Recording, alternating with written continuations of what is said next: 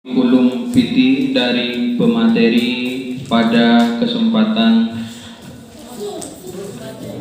pagi menjelang siang pada kesempatan hari ini. Baik, nama Nyai Nafisah Hasan, Sarjana Pendidikan, alamat Palengaan Daya, Palengaan, Pamekasan. Tempat tanggal lahir Pamekasan 17/07 tahun 1991. Adapun pendidikan dasarnya ditempuh di SDN 2 Palengaan,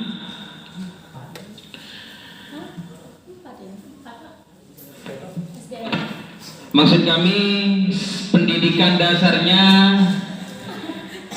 ditempuh di SDN 4 Palengaan Daya, dan pendidikan menengahnya ditempuh di SMP Raudatul Jannah. Selanjutnya sekolah menengah atasnya ditempuh di SMA Miftahul Ulum Pondok Pesantren Kebun Baru Putri. Adapun pendidikan atasnya ditempuh di IKIP PGRI Jember. Dan pengalaman organisasi beliau: 1. Beliau sebagai Ketua OSIS SMP Raudatul Jannah pada tahun 2005 sampai tahun 2006. Yang kedua, pengalaman organisasi beliau sebagai Ketua OSIS SMA Miftahul Ulum Kebun Baru Putri periode 2008-2009. Pengalaman organisasi yang ketiga, beliau menjabat sebagai Ketua Badan Eksekutif Mahasiswa atau disingkat dengan BEM, yang disingkat dengan BEM pada Institut Agama Islam Al-Khairat Pamekasan periode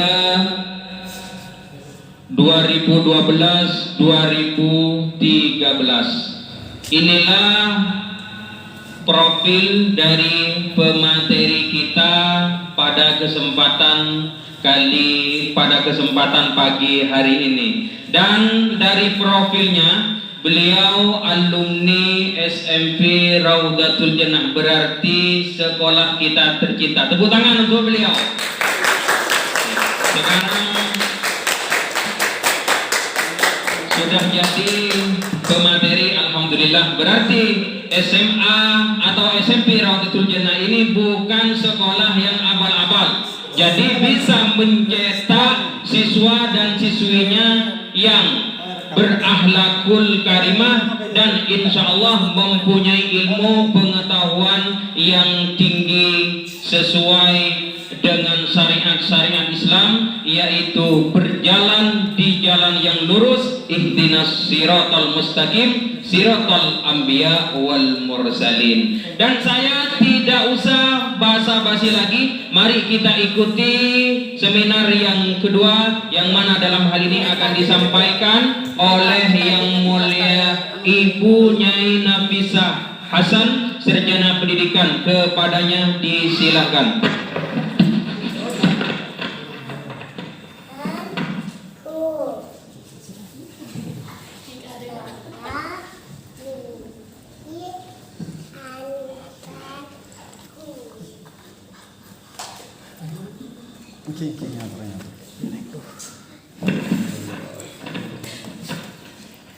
Bismillahirrahmanirrahim.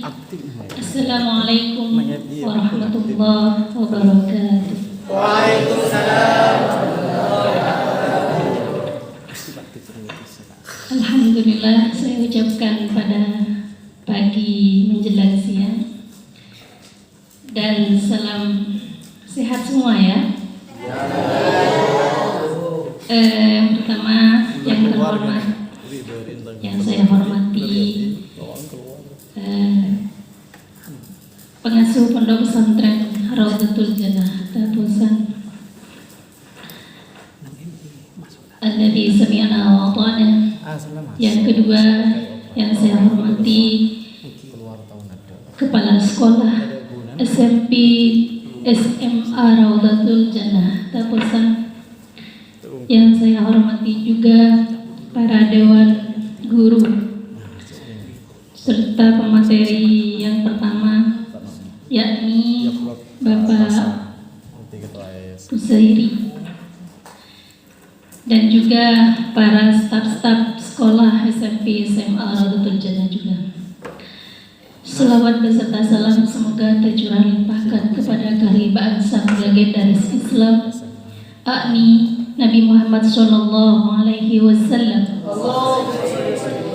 di mana beliau telah merintis kita dari jurang kejahilan, dari jurang yang kelam menuju yang terang benderang. Selawat beserta salam semoga tercurahkan kembali kepada Nabi Muhammad SAW. Dan kita hari ini mengadakan MPLS, yaitu masa pengenalan lingkungan sekolah, dan tentunya pada tujuan utama yaitu untuk mengenalkan lingkungan sekolah, mengenalkan tentang keadaan yang ada di sekolah kita. Dan yang lebih menarik lagi pada saat ini temanya adalah mengembangkan potensi siswa berkarakter, menyenangkan dan bersahabat. Tentunya dengan tema ini sangat menyentuh dan baik sekali. Sebelum ke materi, saya sangat setuju sekali dengan pemateri yang pertama, yaitu Bapak Muzai. Beliau tadi menjelaskan, memberikan pemberitahuan kepada kalian bahwasanya akhlak dan karakter itu sama, ya, sama, cuman hanya bedanya adalah beda penyebutan saja, ya. Dan kebetulan pada kesempatan kali ini saya diberi kesempatan untuk menyampaikan tentang pendidikan karakter. Tahu pendidikan karakter? Tentunya tahu, karena sudah sering saya sebutkan. Saya juga menjadi staf pengajar di sekolah ini, SMP dan SMA, dan saya juga sering sekali menyampaikan tentang pendidikan karakter. Dan pendidikan itu adalah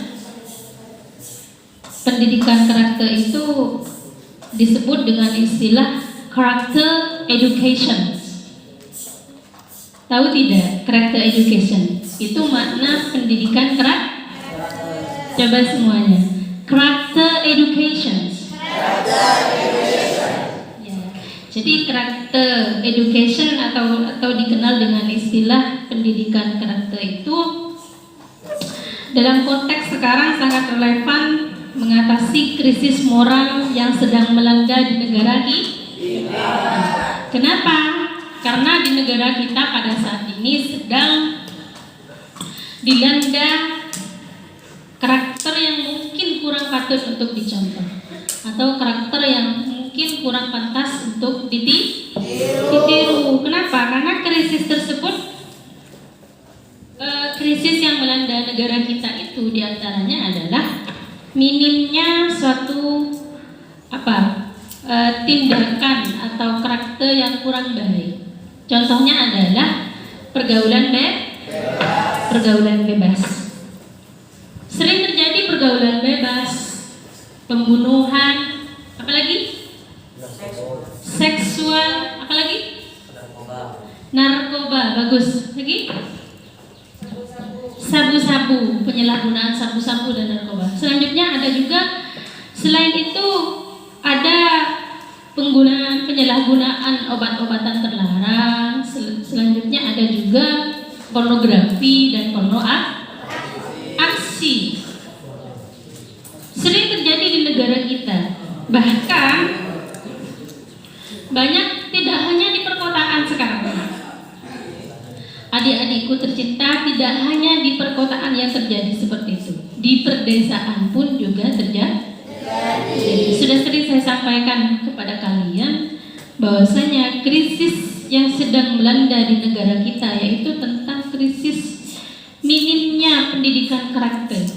Makanya sekarang itu Menteri Pendidikan itu lebih mengedepankan tentang pendidikan karakter.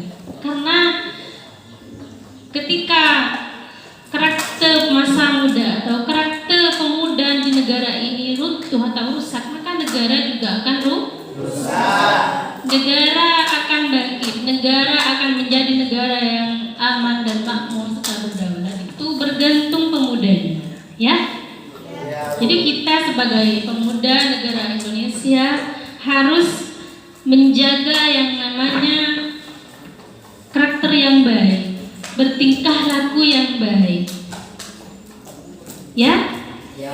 Dan perusahaan milik orang lain misalkan, itu juga minim karakter yang baik.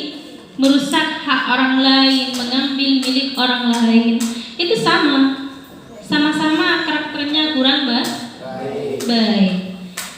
Dan perusahaan milik orang lain sudah menjadi masalah sosial yang sehingga saat ini belum dapat diatasi secara tuntas. Oleh karena itu, betapa pentingnya pendidikan karakter di masa ini. Dan yang akan saya jelaskan hari ini, ada beberapa ahli yang menjelaskan tentang pendidikan karakter, atau dalam bahasa Inggrisnya dikenal dengan istilah character education. Semuanya character education. Sudah ada yang pernah belajar bahasa Inggris? Ada, tentunya ada ya. Dari SD sekarang sudah ada bahasa Inggris seperti bahasa yang tadi, character education atau pendidikan karakter. Menurut Thomas Lickona, ini para ilmuwan ya, para ilmuwan yang menjelaskan tentang pendidikan karakter. Yang pertama saya akan membawakan pendapat mengenai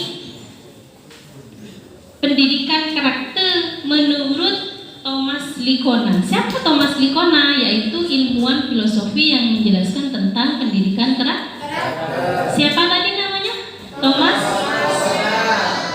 Lickona. Menurut Thomas Lickona, secara sederhana, pendidikan karakter dapat didefinisikan sebagai segala usaha yang dapat dilakukan untuk mempengaruhi karakter siswa. Tetapi untuk mematuhi pengertian yang tepat dapat dikemukakan di definisi pendidikan karakter. Menurut Thomas Lickona menyatakan bahwa pengertian pendidikan karakter adalah suatu usaha yang disengaja untuk membantu seseorang sehingga ia dapat memahami, memperhatikan, dan melakukan nilai-nilai etika yang inti. Jadi menurut Thomas Lickona ini tujuannya adalah kenapa pendidikan karakter itu harus diajarkan? Karena untuk mencetak generasi yang lebih baik. Ada beberapa tujuan juga kenapa pendidikan karakter itu harus diajarkan. Karena generasi tadi seperti yang saya bawakan tadi, generasi bangsa semakin rusak. Tapi kita doakan bersama semoga generasi bangsa Indonesia, apalagi negara kita Indonesia yang di dalamnya banyak yang menganut agama Islam dan sebagainya, seperti kita kan agamanya Islam, marilah kita mulai dari kita diri sendiri. Atau please obey the rule by yourself. Ubahlah diri kita melalui diri sendiri. Ubah dari diri kita dulu. Kita misalkan contoh kecil saja. Di pondok kita dikirim oleh orang tua, ya. dikirim oleh orang tua. Kita tahu kan orang tua kita seorang petani atau seorang pencari uang di negeri mana, di negeri jiran atau negeri manapun. Jadi kita harus memulai dari kita sendiri. Seperti apa contohnya? Yaitu di pondok. Kita di pondok melakukan semua aturan pesantren, menjauhi larangan pesantren. Atau paling tidak contoh kecil saja dari diri kita sendiri adalah kita menghormati rezeki yang ada pada diri kita. Misalkan seperti baju, seperti handuk, itu kan dibeli dari uang orang tua dan hasil jerih payah dari orang tua yang bertani, bercocok tanam atau bekerja. Yang keluar negeri orang tua kita kan bekerja, ya. Bukan untuk berfoya-foya atau bergaya di sana. Mereka tetap mengalirkan keringat-keringatnya untuk menarik uang untuk memondokkan kalian. Nah, contohnya adalah bagaimana cara mendidik kita diri sendiri, karakter kita agar menjadi lebih baik. Seperti kita di pondok ada handuk, ya. Ini bukan saya melihat di daerah lingkungan saya, tetapi saya pernah pengalaman juga di pondok. Ada mungkin pada saat itu ada teman saya, mungkin teman sekelas yang menghambur-hamburkan uangnya, yaitu membeli handuk, dipakai selama 3 bulan, handuknya dibuang, diganti lagi dengan handuk yang baru.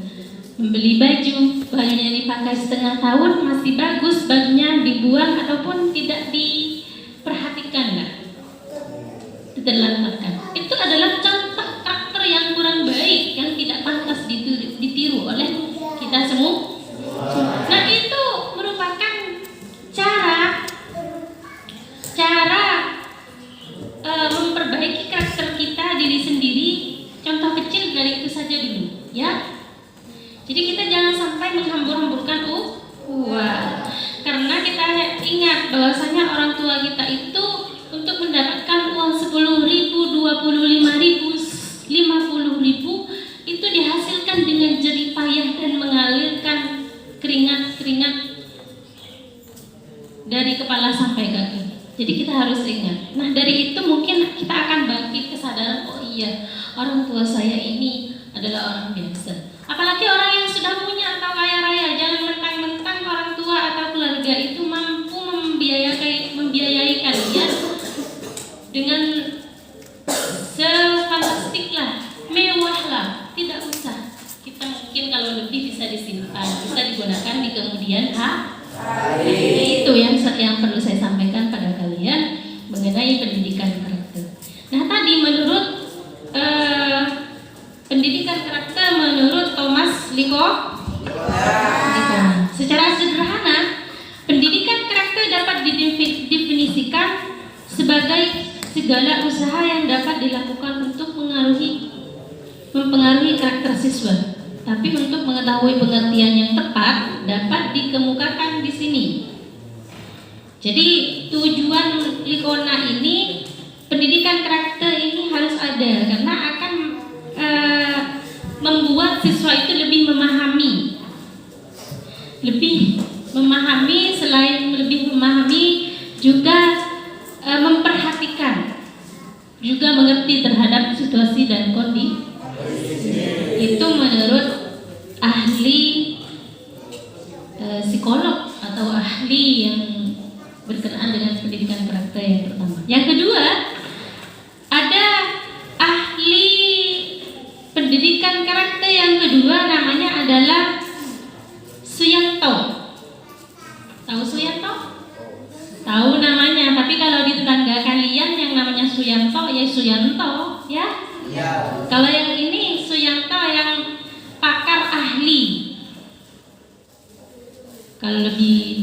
Kalau menurut saya sih lebih ke pakar yang mendalami tentang karakter, ya?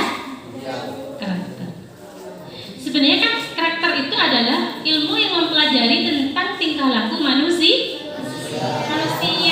Coba saya tanyakan, apakah di sini dengan beraneka ragam wajah siswa dan siswi ini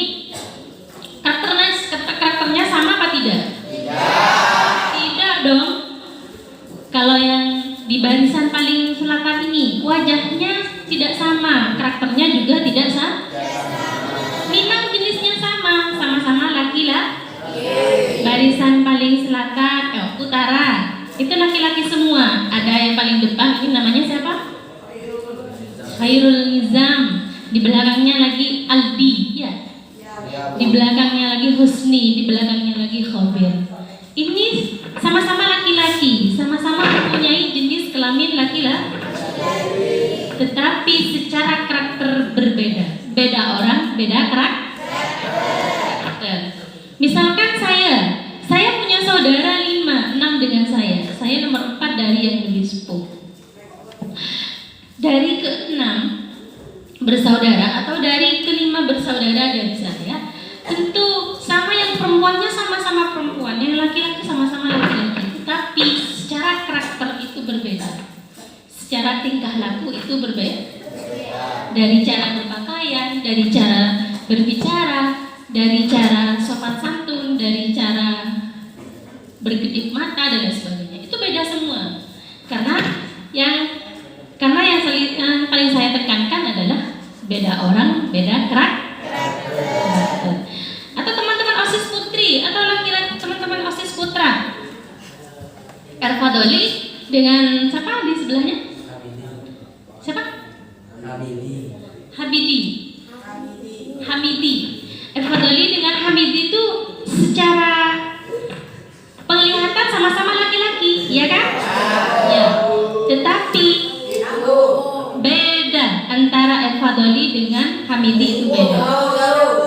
Nah, itu yang disebut dengan karakternya Erfadoli dengan Hamidi itu beda. Tetapi sesama untuk jenis kelamin itu laki-laki, bukan perempuan. Itu kan pakai kopiah sama celana. Kalau perempuan pakai kerudung. Kalau saya ini kan perempuan, berarti saya ini adalah manusia yang namanya saya Nafisah, saya perempuan dan saya punya karakter sendiri. Ya, seperti itu. Dan sekarang kita kembali lagi ke materi.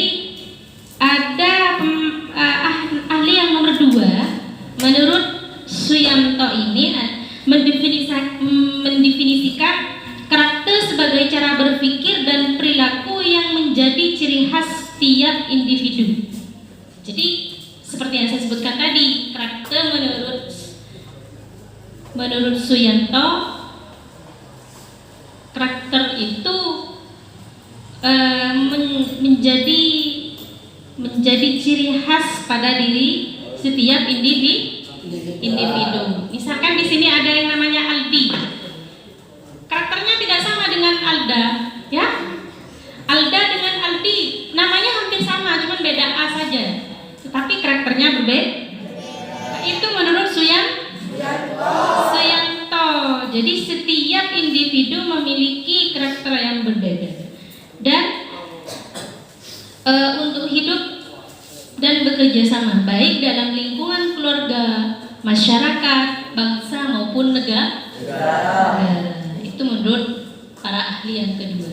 Sekarang menurut para ahli yang ketiga, pendidikan karakter menurut Kertajaya. Yang pertama tadi menurut para ahli Thomas Likona.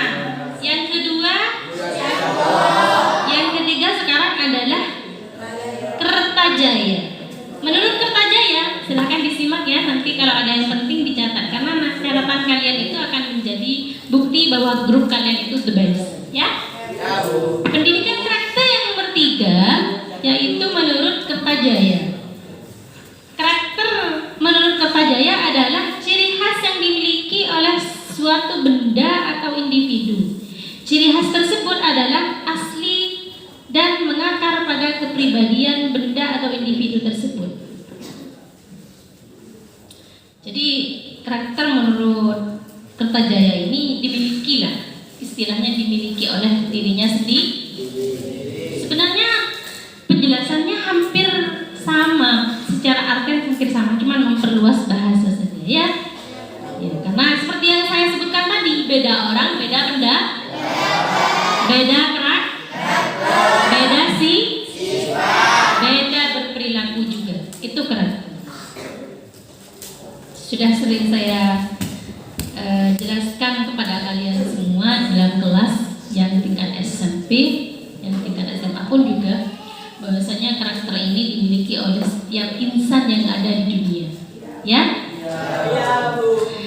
Biasanya kan kita kalau lagi membicarakan teman kita, misalkan di sini ada kakak OSIS yang namanya Yanti misalkan. Karena Yanti itu gimana menurut kalian? Dia sih orangnya karakternya begini. Itu disebut dengan karakter. Karena karakter itu dimiliki oleh setiap manusia yang sudah hampir dewasa. Kalau dari kecil karakternya anak ini bisa begini. Sampai dewasa tetap karakternya akan seperti ini. Dan yang paling akhir saya akan jelaskan kepada kalian, karakter itu sulit dirubah. Makanya mulai sekarang, karena kalian masih dini lah istilahnya, kita cobalah karakter kita yang mungkin tingkah laku kita itu kurang baik, kita rubah menjadi lebih baik lah. Siapa tahu itu akan menjadi perubahan yang lebih baik. Dari yang dulunya tidak baik menjadi baik. Sambil lalu dipraktekkan, dilaksanakan dengan yang baik. Silakan kalian misalkan kalian ingin, Bu, saya senang sekali dengan guru pengajar yang si A, cara berbicaranya, cara menyampaikannya, cara sopan santunnya, cara begininya, itu sangat bagus sekali. Apakah saya boleh menyimak tapi jangan keseluruhan, ya? Silakan kalian buat karakter kalian sebaik mungkin. Jadilah generasi bangsa, jadilah generasi bangsa yang lebih baik. Karena kita umatnya Rasulullah itu adalah manusia atau insan yang dipilih oleh Allah untuk memberikan contoh atau akhlak yang baik. Ada yang tahu hadisnya? Hadisnya Rasulullah diciptakan untuk memberikan contoh akhlak yang baik. Gimana itu? Hadisnya bagus. Berarti SMP, SMA Raudatul Jannah ini the best ya? Iya. Sudah ada banyak yang tahu. Innama bu'itsu liutammima makarimal akhlaq. Rasulullah itu sudah diberikan, Allah itu maha baik, Allah itu maha kuasa. Allah memberikan contoh Nabi Muhammad sebagai insan yang terbaik dan sebagai contoh bagi kita. Nah, kalau sudah ada contohnya, sudah ada materi, berarti tinggal mengaplikasikan bagaimana kita menjadi insan yang lebih baik. Jadilah generasi bangsa yang iman dan takwa kita kepada Allah, lebih dekat kepada Allah, melaksanakan ajaran Allah, menjauhi larangan Allah. Dan juga menjadi kewajiban juga kepada kita mengikuti atau mentaati peraturan pemerintah, ya. Seperti saat ini kalian ini mengadakan MPLS dan mengikuti peraturan pemerintah, salah satunya diantaranya adalah prokes, protokol kesehatan, seperti menggunakan masker, menggunakan hand sanitizer tangan, ya. Gitu. Dan sebelum saya menutup perjumpaan kita pada siang hari ini, ada juga kenapa harus pendidikan karakter? Why? Character education.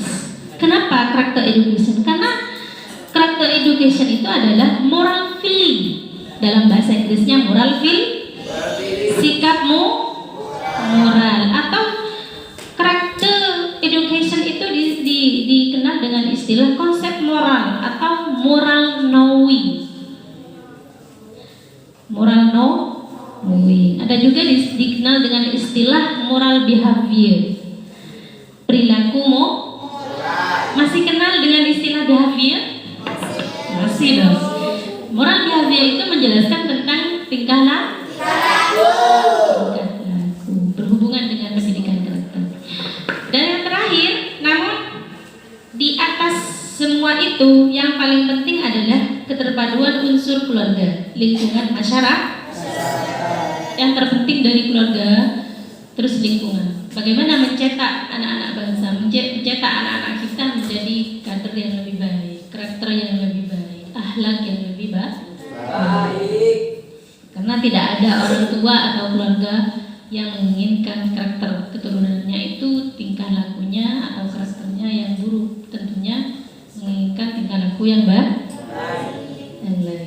Please be good people. Please be good student. Become you smart and diligent in this school of Raudatul Jannah Tabasan. Okay?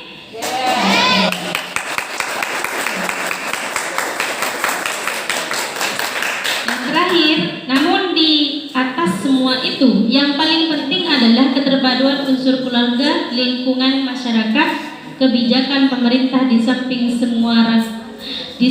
semua dalam rangka menanamkan semangat beragama yang ideal atau intrinsik di kalangan remaja, sehingga mencetak generasi bangsa yang bermanfaat, berkualitas, menjadi individu yang lebih berguna.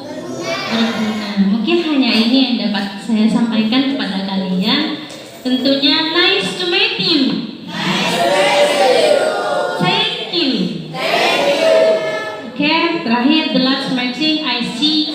Alhamdulillahirabbil alamin, and good luck to new student untuk SMP dan SMA Raudatul Jannah. Terbanglah ke atas dan bawalah nama baik SMP SMA Raudatul Jannah. Siap?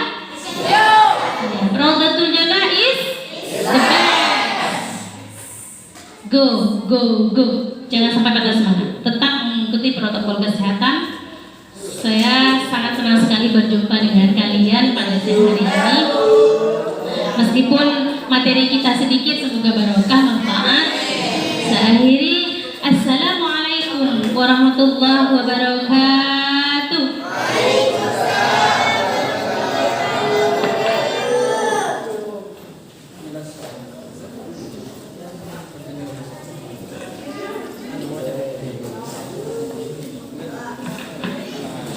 Disampaikan terima kasih. Kasih aplaus kepada pemateri kita pada kesempatan siang hari ini. Kasih aplaus.